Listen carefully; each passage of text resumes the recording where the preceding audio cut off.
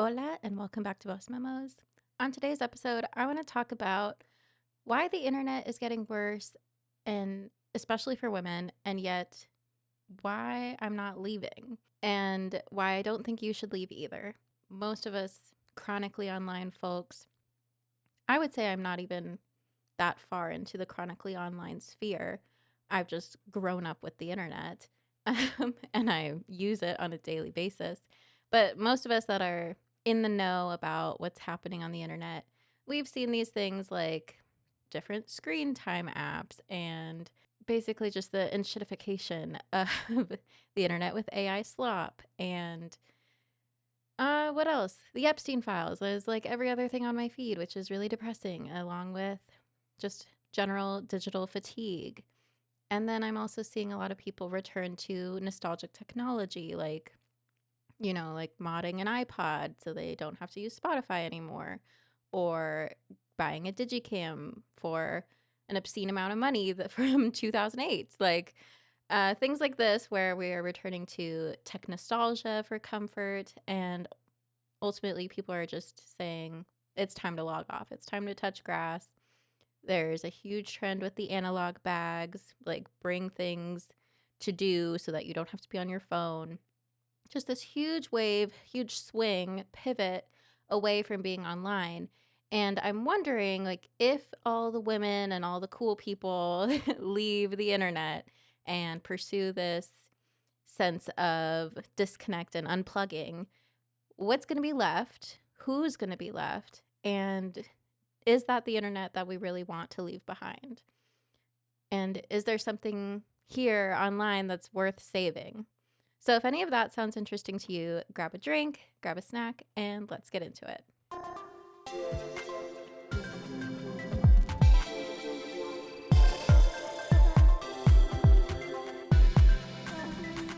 All right, so I'm going to structure this video in kind of three parts. First part is just my observations, what's happening on the internet right now that I'm seeing, and then kind of bringing in a cyber feminist lens, like why it's important specifically for women to take up space on the internet. And then some of the things that I've been doing that are kind of in line with this cyber feminism philosophy that I didn't even realize I was doing, namely some of my zine work and some of my digicam trend participation. And then I also just want to say cheers.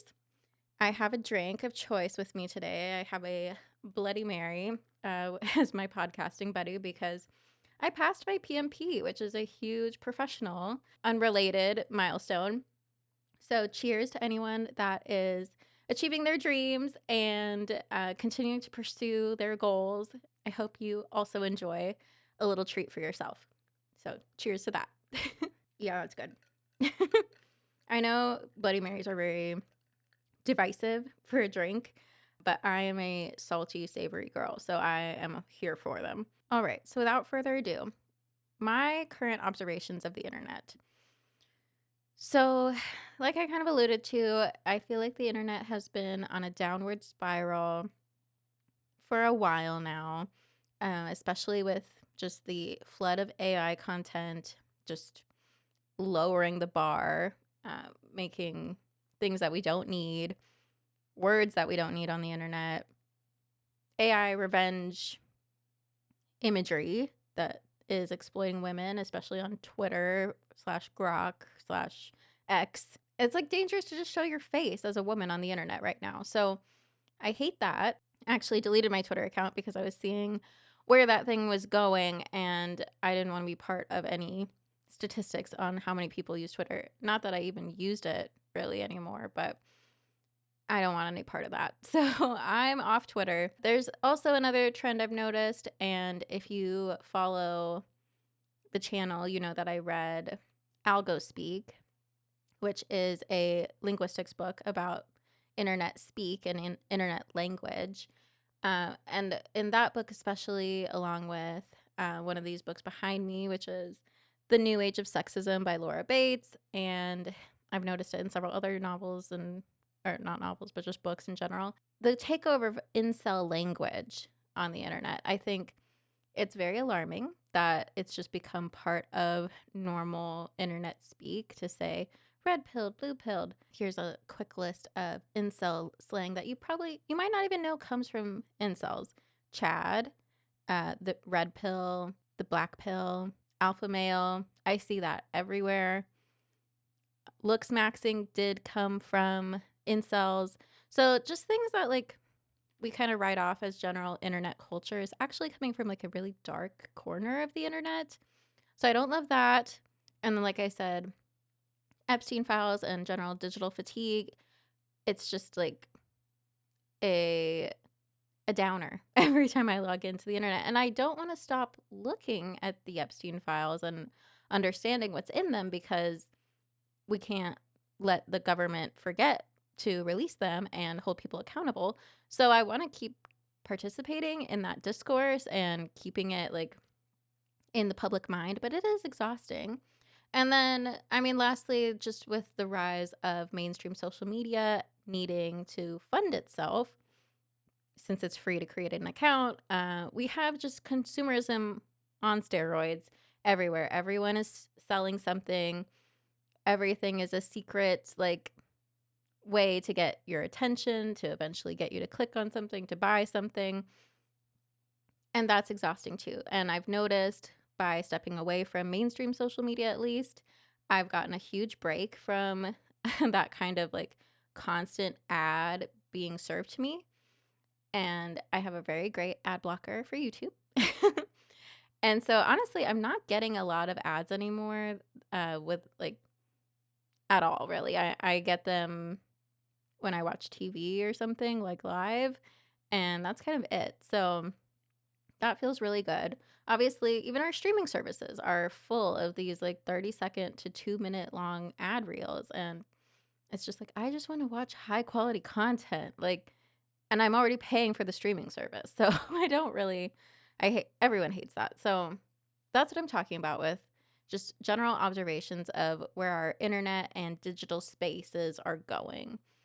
There is AI everywhere, incel language everywhere, which is inherently misogynistic and sexist.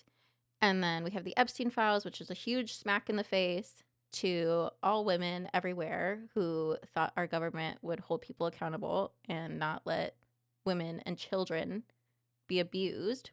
So there's that. And then the consumerism aspect.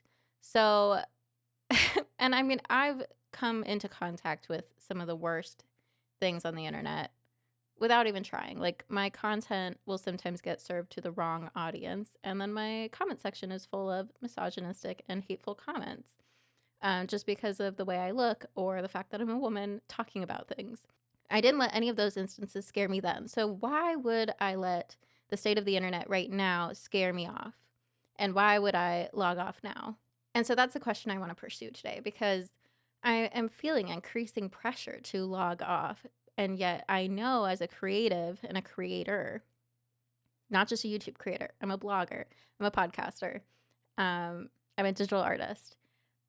I know that the things I'm making take up valuable space on the internet. And I don't want to just leave it all behind. So, where is the balance? And why should you stay too? Because, I mean, if all the cool people leave, like, who am I going to, who's going to listen to this podcast? And who am I going to interact with on the internet? So, let's like take a pause on the whole mass exodus and log off and think about what is valuable about the internet and why did we start using it in the first place? Okay, first off, let's tackle the whole nostalgia trend because I have been, I don't know, interacting with and reflecting on digital nostalgia for a while now. I have my zine called But I Still Love Technology. This is version 2.0, always and forever. And in this new version, I added even more poetry and art about digital nostalgia. And so I want to read to you this poem I wrote, which is called I Can Still Log into Webkin's World, but It's Not the Same. And who of you watching can still log into Webkin's World? Because if you can, let's be friends. American Angel Girl on Webkin's World, send me a friend request. And okay, so here's the poem. My nostalgia is honey, sticky sweet. It cuts through the harsh edges of adulting. Mixing it into tea tastes like the last day of school before summer. I'm back at Jumbleberry Fields, where the moonberries and pickleberries grew. Those summers when it was too hot to play outside, I grew tomatoes in my digital backyard. We played checkers in a pixel park. I thought that was my digital home. Happiness is not a guarantee. Artifact, I gave my best gems to you, but I didn't find what I was looking for. Growing up feels like I forgot my password. Take me back to Jumbleberry Fields. Is it something we all outgrew?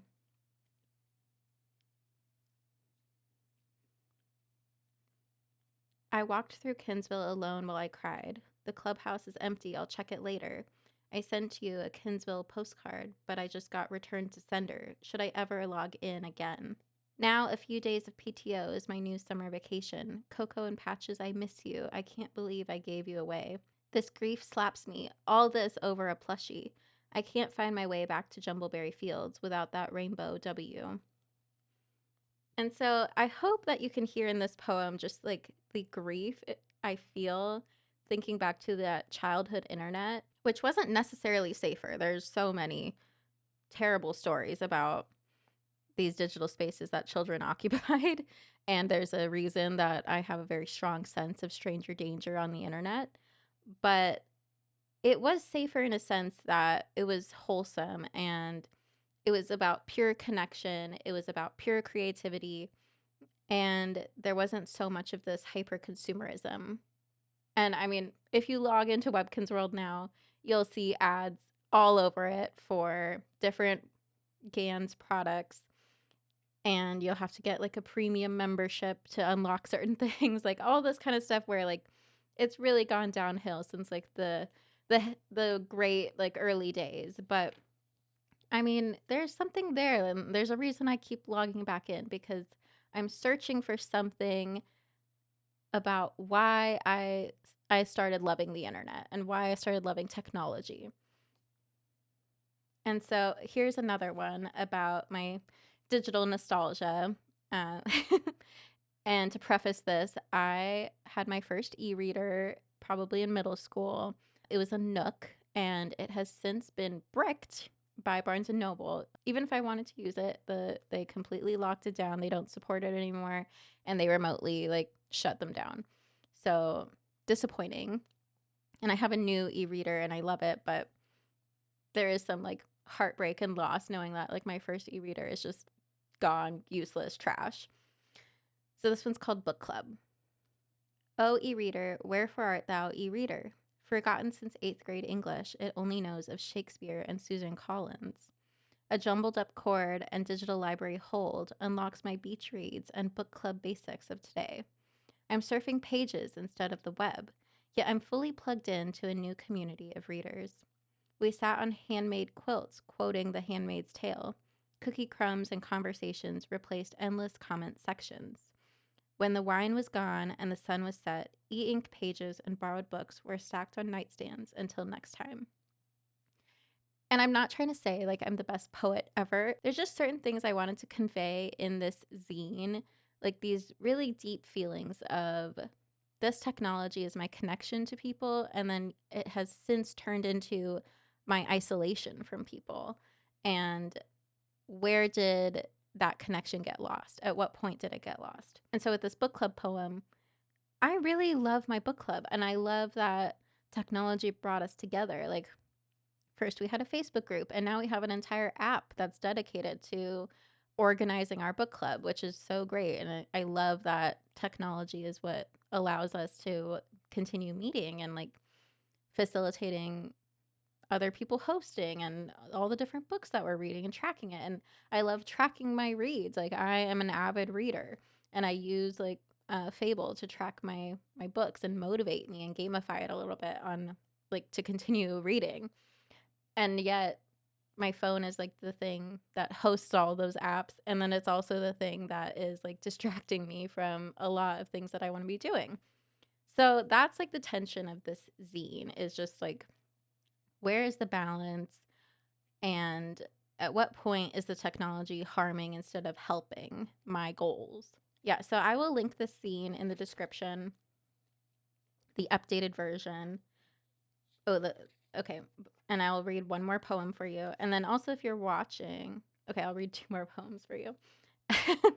The new ones that I added to this most recent edition. So this one's called For My AI Girlfriend. And it is referencing back to the title, which is referencing back to Napoleon Dynamite.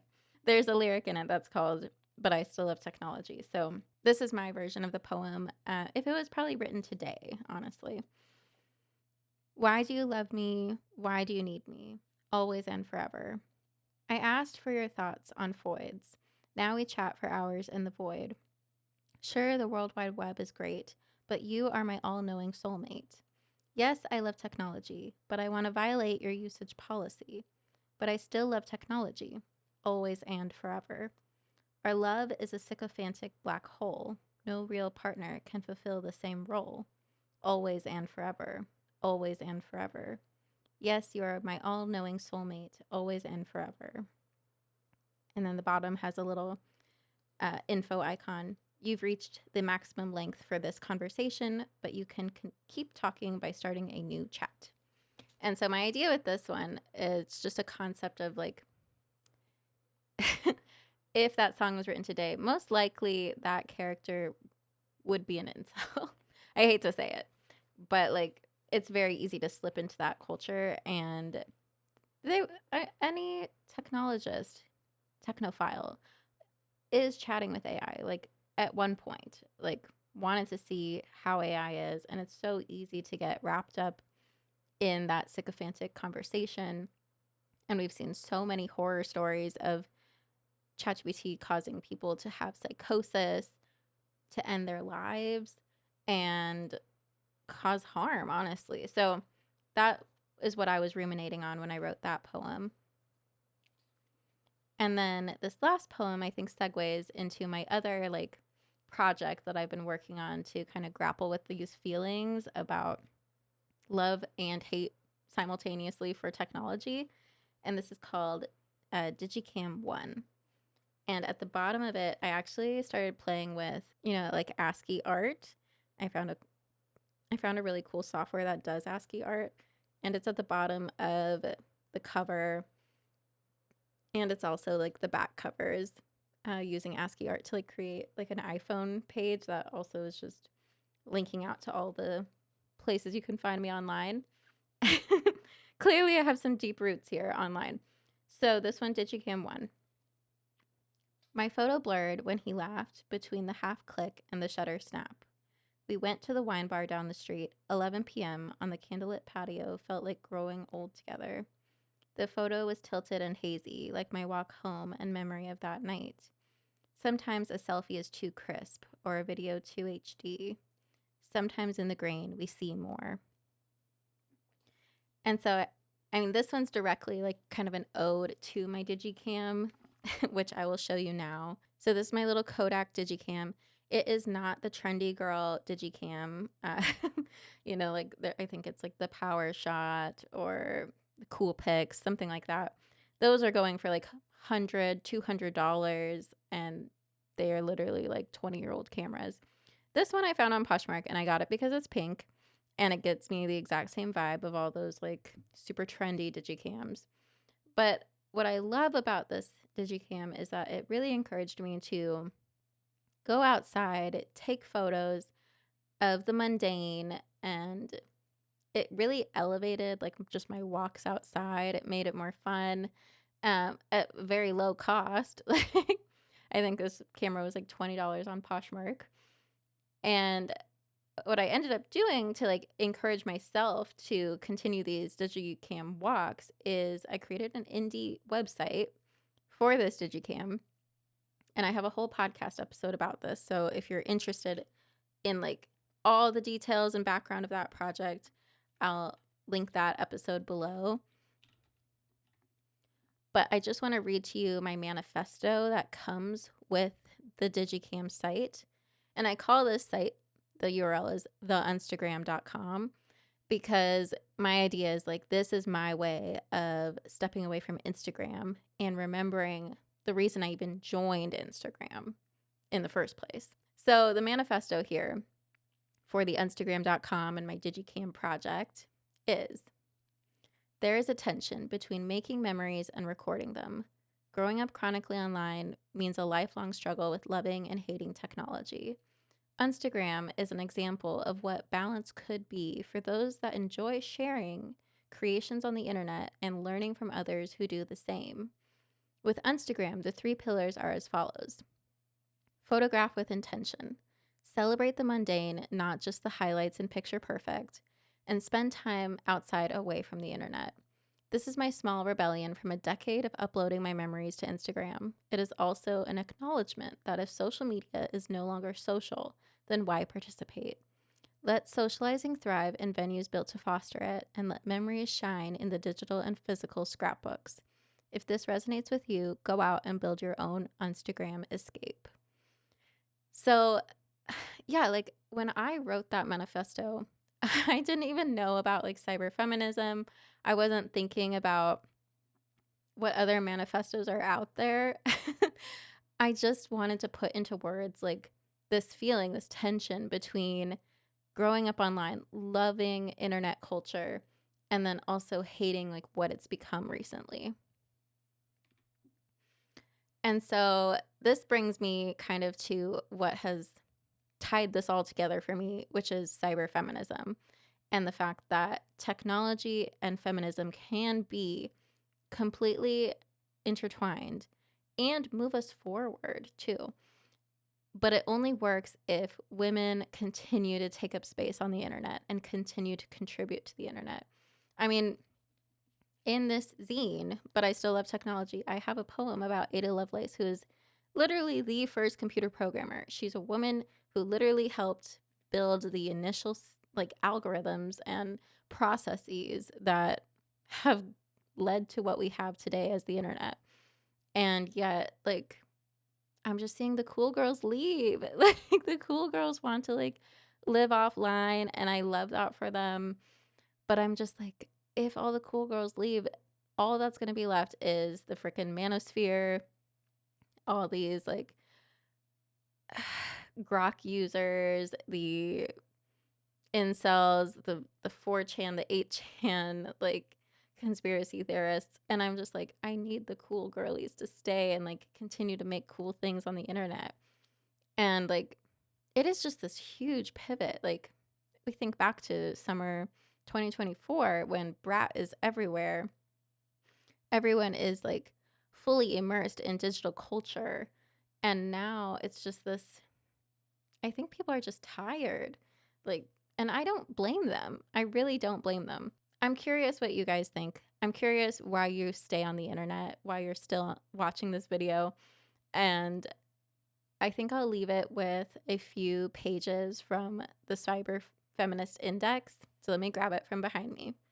And I think it's so funny. This is the Cyber Feminist Index. It is a living document. Like, you can go online and see pretty much this exact same thing, but it is being continued to, like, they're still accepting submissions, basically, is what I'm trying to say. So, but I love the printout version because it's got these beautiful spreads of cyber art. And like paging through this book, flipping through the pages, made me think a lot about the first book I read this year, which was called Womb City, which is a Afro horror cyberpunk feminist novel. It was an amazing read. Changed, I don't know, like wild ride. But it is exactly like cyberfeminism in a novel. And I didn't really realize it then when I was reading it. But I keep coming back to this theme of like how women intersect with technology. And it blows my mind that I haven't come across this philosophy until just now. And I want to see if I can read something about like what this index aims to do, because it's pretty important. Okay, I'll read this like last paragraph or two of like the introduction to the Cyberfeminist Index here. Cyberfeminism today has its anecdotes in art movement, a performance, a visual metaphor, and a creative network. It was never meant to be a campaign or a defining manifesto. It does not claim to be a political system with acolytes. Rather, it is a fluid, non-specific, hybrid changeling. It was born in the spirit of collaboration, defiance, and disruption. It is a hex and incantation that summons up the dissident spirit of chaos and the transformative powers of language, systems, webs, and performance. Like the first and second waves of feminism before it, cyberfeminism is part of a continuum of agitation, theory, and action that seeks emancipation from systems of power and control. Its lineage has extended far beyond a critique of technoculture into forms such as glitch feminism and xenofeminism, which rethink gender, identity, the body, and boundaries delineating or separating all three. What is celebrated in these ever-shifting and emergent feminisms is the power of the radical voice that brings alternative spaces and visions into being. This is not a monetized or fetishized disruption. This is a disruption that, at its core, smashes, burns, and rebuilds. It is precisely the kind of force and imagination that the Cyberfeminism Index celebrates. So that's kind of like the thesis of this body of work, is just like, how can we elevate women's voices in technology, using technology to bring about change, bring about like empowerment for women? And I think that's beautiful. And the great thing about this is that it's multilingual too. It is not just all English academics. There is Spanish, there is Korean, there's Chinese, there's like all these different languages from women around the world contributing to this body of work. And that's why I was like, I need to pick this up. I need to support this. I need to hopefully submit something. I don't know. Like, it is open for submission to this day. So if you're interested, I'll link this to the online version. And with that, I just want to leave you with a few thoughts. Women need to continue taking up space on the internet. There's a great video I watched recently by Florence Given, Make Them Say, Who Does She Think She Is? And her thesis was like, stop being so humble and like in your own space, stop judging other women and just do the thing you're meant to do. And I would extend her video by saying, do the thing you're meant to do and put it out there. Like, let people see it. The easiest way to do that is make an indie website, make a blog, make a YouTube channel, like post it somewhere, but not with like the pressure and the feeling that like, oh, I have to like get 1,000 million followers on Instagram and like it's not going anywhere if like only one person sees it. Like, no, put it out there for like one person to find it. And that's what's going to be the most impactful. That's what makes the internet better, is when we're creating for the sake of creating, not for the sake of monetization, consumerism. Like, yes, artists need to get paid. And if like that's how you have to get paid, great, do that. But like, I just feel like so many people are creating on the internet, just like making it their job.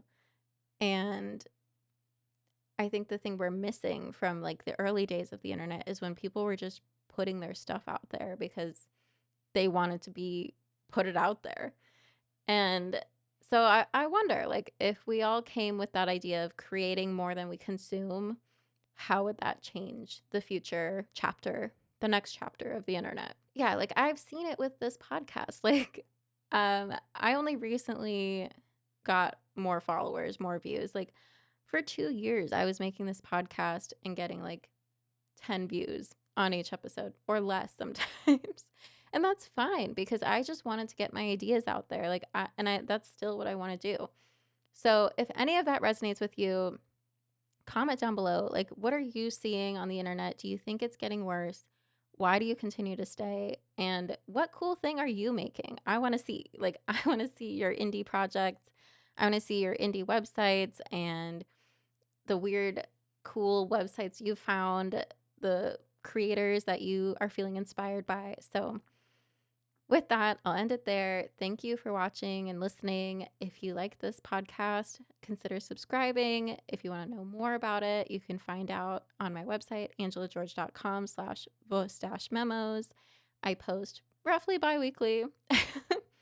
And again, cheers to all of you out there that are watching, creating, achieving your goals, on the way there. I'll see you in the next one. Bye.